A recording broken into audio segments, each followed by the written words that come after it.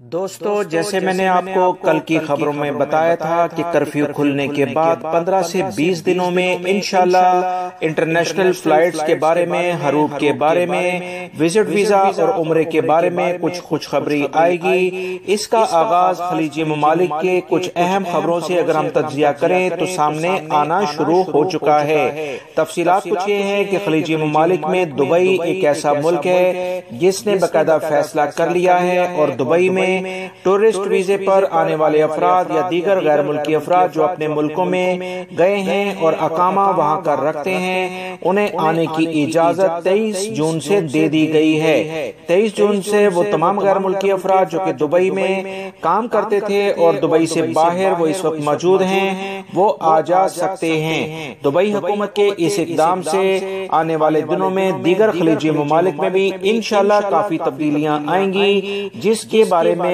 آپ کو بر وقت اطلاع دے دی جائے گی۔ لہٰذا وہ تمام غیر ملکی افراد جو اپنے ملکوں میں اس وقت موجود ہیں اور انٹرنیشنل فلائٹس کھلنے کا انتظار کر رہے ہیں، میرے چینلز کی ویڈیوز کو لازمی دیکھتے رہیں۔ میرے دونوں چینلز پر انشاءاللہ آپ سب کو بر وقت اطلاع دے دی جائے گی، کیونکہ گلف کنٹریز کے حالات میں جو تبدیلی آ رہی ہے اس کا اثر لازماً انشاءاللہ دیگر خلیجی ممالک پر بھی پڑے گا، جس میں سعودی عرب اور دیگر ممالک بھی شامل سے خصوصی پروازوں کے ذریعے پاکستانیوں کی واپسی کا سلسلہ تیز کر دیا گیا ہے۔ ایک ہی دن میں 6 پروازیں سعودی عرب کے مختلف شہروں سے پاکستانیوں کو لے کر پاکستان کے مختلف شہروں کا رخ کر چکی ہیں۔ دوستو، میری اس ویڈیو کو لائک ضرور کر دیں اور ویڈیو مکمل ہونے کے بعد اسے اپنے دوسرے دوستوں سے بھی شیئر کرے گا تاکہ وہ بھی یہ معلومات جان سکیں۔ تفصیلات کچھ یہ ہیں کہ جدہ، دمام اور ریاض سے اتوار کو 6 پروازوں کے ذریعے پاکستانیوں کی ایک بڑی تعداد جو کہ 1234 کے قریب بنتی ہے، انہیں پاکستان بھیج دیا گیا ہے۔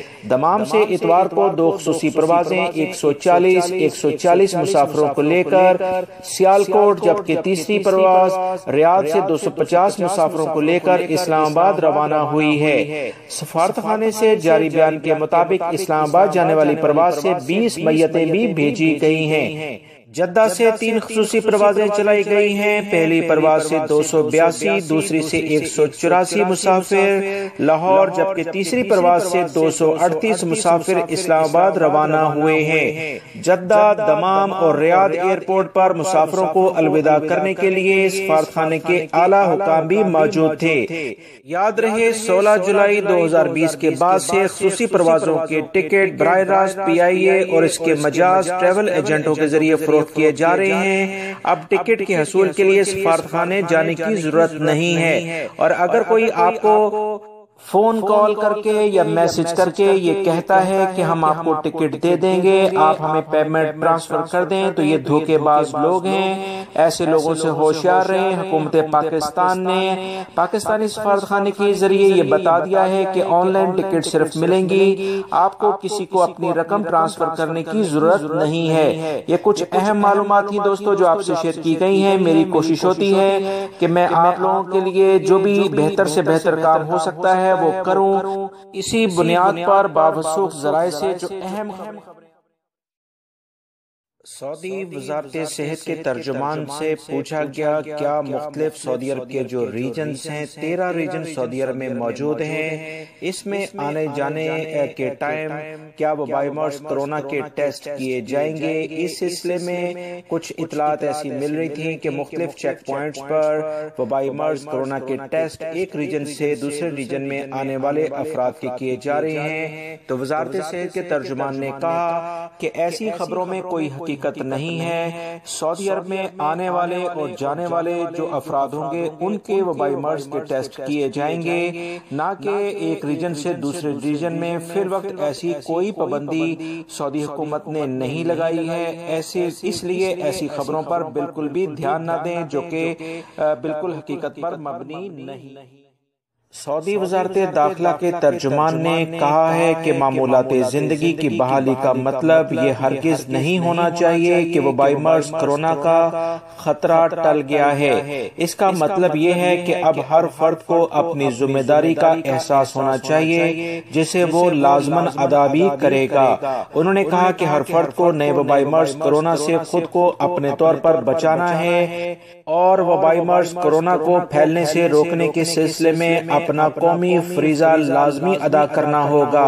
حالات کی پابندی سے جائزہ لیا جاتا رہے گا کہ آئندہ بھی ایسے کوئی اقدامات یعنی کرفیو یا لاک ڈاؤن کیا جائے یا نہ کیا جائے، لہذا تمام سعودی شہری اور غیر ملکی افراد ہر صورت میں وبائی مرض سے بچاؤ کی جو احتیاطی تدابیر ہیں اس پر عمل کریں تاکہ معمولات زندگی دوبارہ سے رواں دواں ہو جائے، کیونکہ وبائی مرض کرونا کی وجہ سے 3 مہینے جس طرح سے مشکلات میں سعودی شہری اور غیر ملکی افراد نے گزارے ہیں، احتیاطی تدابیر ادا کرنے سے اپنانے سے ہم ان تمام مشکلات سے دوبارہ بچ سکتے ہیں۔ وزارت داخلہ کے ترجمان نے مزید کہا کہ سعودی شہری اور غیر ملکی ان سے اپیل کی جاتی ہے کہ وہ اپنے مفاد کو پیش نظر رکھیں، ایسی کسی بھی جگہ نہ جائیں جہاں وبائی مرض کے پھیلنے کے خدشات کا زیادہ امکان ہوتا ہے، یعنی اجتماعات وغیرہ وہاں پر جانے سے گریز۔